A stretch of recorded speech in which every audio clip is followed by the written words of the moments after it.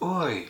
Este vídeo é a resenha do conto Pedro Pichorra, escrito por Monteiro Lobato, aqui da sua coletânea Cidades Mortas, e dentro do nosso projeto Contos do Meio-Dia, edição 2021.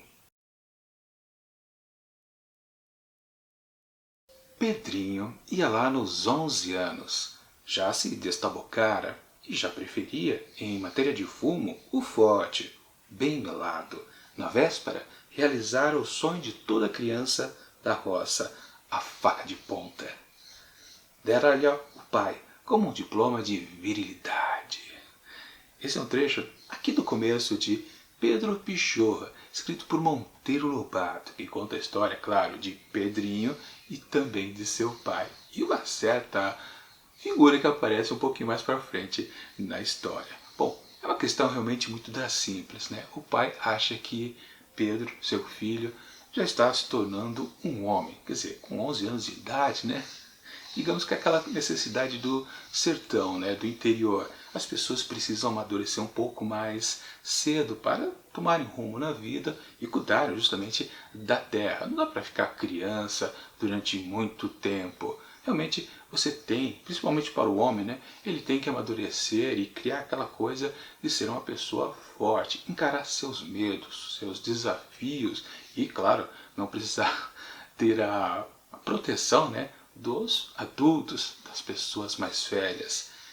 Então, o pai de Pedrinho acha que está na hora do filho realmente começar a tomar jeito na vida. E como está descrito aqui, realmente a faca, uma faca apontada, bem forte, bem perigosa, é, digamos, o símbolo ideal para essa transformação, né, de sair da meninice e começar a vida adulta.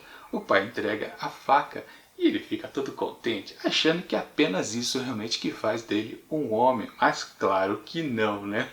Mas eu não conto mais nada, porque senão estraga a experiência de quem ainda pretende ler este conto. Minha avaliação do texto.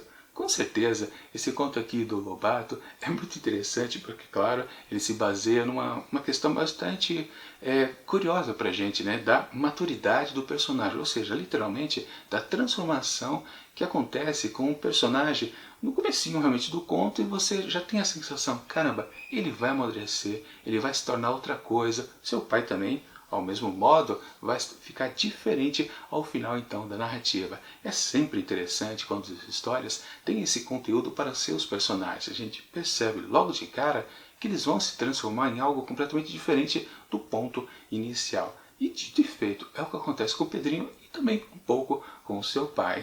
Mas claro, tem a prova que exatamente não basta o símbolo, ou seja, tá munido da faca perigosa, bem pontada, bem afiada, isso não faz aquilo apenas, né, objeto em si, um homem feito. Não, ele precisa provar.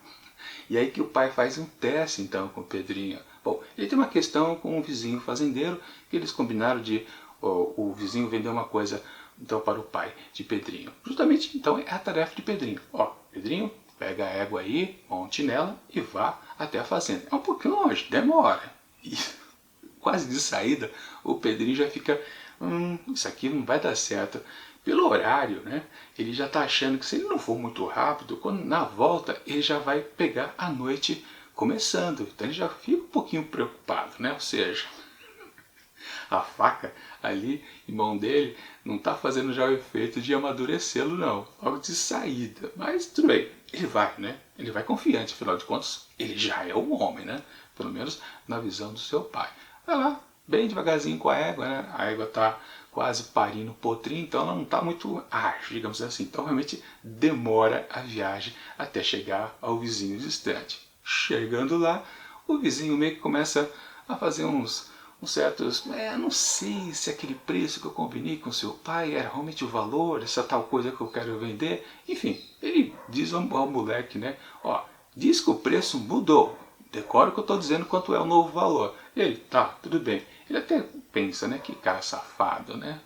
Nesse ponto eu até achei que a história ia ganhar um rumo bastante interessante, ou seja, ele, o Pedrinho, e encarar aquilo como um desafio a mais, ou seja, é ali exatamente que ele ia fazer a prova para o pai que havia amadurecido. Mas muito pelo contrário, não é isso que acontece. Ele aceita a nova oferta, então, lá do vizinho e vai comunicar ao pai. E justamente na volta, sim, como foi demorada a viagem de ida e também a viagem de volta, pelo estado da égua que está quase parindo, realmente demora um pouquinho e o negócio começa a ficar escurecido em volta dos dois ali. Realmente ele começa a não enxergar direito o que tem pela frente. Ele também tinha um outro medo também na ida. A gente acaba descobrindo que ele tem medo de saci. E justamente na volta, quem é que ele encontra? Um saci pelo caminho. Mas aí eu digo que a situação exata onde ele encontra então essa figura sobrenatural do nosso folclore, eu não vou exatamente descrever como é, porque aí sim que eu digo que vale a pena ler o conto, do jeito que Monteiro Lobato passa toda essa sensação do Pedrinho pra gente. Realmente, o texto é muito interessante porque é uma história de amadurecimento do personagem, como eu havia dito lá no começo. Aquela percepção que a gente tem que sim, o personagem vai se transformar em algo diferente, é verdade, ou pelo menos pensar que vai, né? Assim também como o próprio pai. Bom, encurtando a história e já indo para o final dela, sim, na verdade o pai acaba percebendo que o filho talvez ainda não esteja lá muito maduro. Talvez aquela faca que ele tenha dado a ele foi um certo excesso. Digamos que podia baixar um pouco o troféu dado ao filho. Mais ou menos isso o que acontece ao final.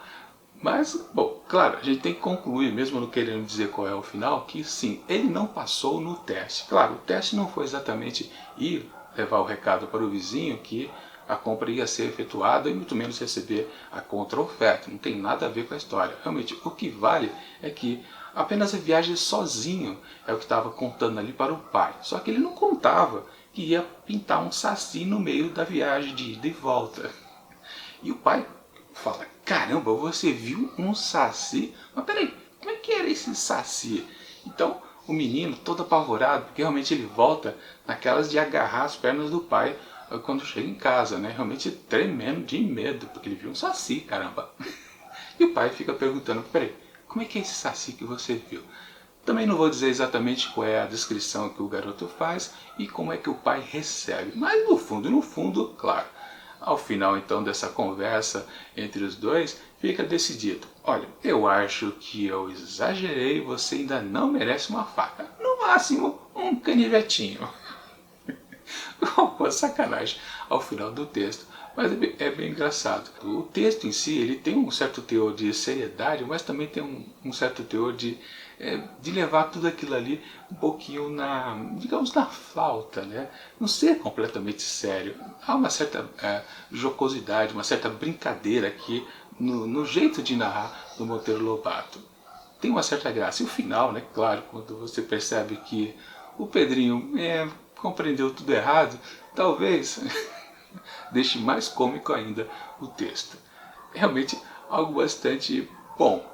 Claro, não é excepcional, mas pelo menos temos uma questão um pouco melhor, por exemplo, do que a gente viu no texto anterior aqui da coletânea. Sim, essa história aqui então do Pedrinho é interessante. Essa coisa do amadurecimento é importante aqui para a gente perceber que, claro, Monteiro Lobato sempre trabalha questões interessantes sobre o interior, as pessoas que moram lá, de uma maneira, às vezes, bem en passant, ou seja, você nem percebe que ele está meio que criticando também o comportamento das pessoas do campo. Ou seja, esse amadurecimento é necessário. Parece até uma coisa meio forçada dos pais darem uma faca, uma arma na mão de um garotinho de 11 anos e achar que tudo está resolvido. Mas na verdade isso é necessário.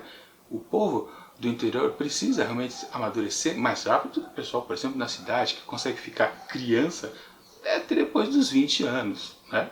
Mas no interior não dá. É um texto bastante interessante por causa disso também. Essa crítica social que o Monteiro Lobato faz bem de leve. Você nem percebe, porque você está envolvido com a história ali do Pedrinho, nem percebe que ele também está sendo crítico um pouco ao modo de vida do campo. Enfim, é um texto bastante interessante. Portanto, para Pedro Pichorra, aliás, o que é uma pichorra? Bom, também isso eu digo que é melhor você procurar no dicionário, mas pelo que eu disse, você já percebe do que é. Aliás, o saci parece que também é um saci pichorra. É o máximo que eu posso dizer. Portanto, para Pedro Pichorra, escrito por Monteiro Lobato, eu atribuo 4 asteriscos. Um texto muito interessante. Talvez, claro, eu também acabe esquecendo dele. mas que ele é divertido pelo menos, a gente se envolve com a aventura de Pedrinho. Ah, isso sim acontece com a gente. Bom, amanhã tem mais uma história aqui e essa sim vai ser muito mais engraçada. Eu já fiz a leitura e realmente é daquelas que você... que sacanagem, Monteiro Lobato. Bom, enfim, amanhã vocês vão descobrir, mas enquanto o próximo vídeo não chega, eu deixo aqui do lado dicas de outras resenhas que já aconteceram ao longo do ano aqui no projeto Contos do Meio-Dia, edição 2021. E tchau!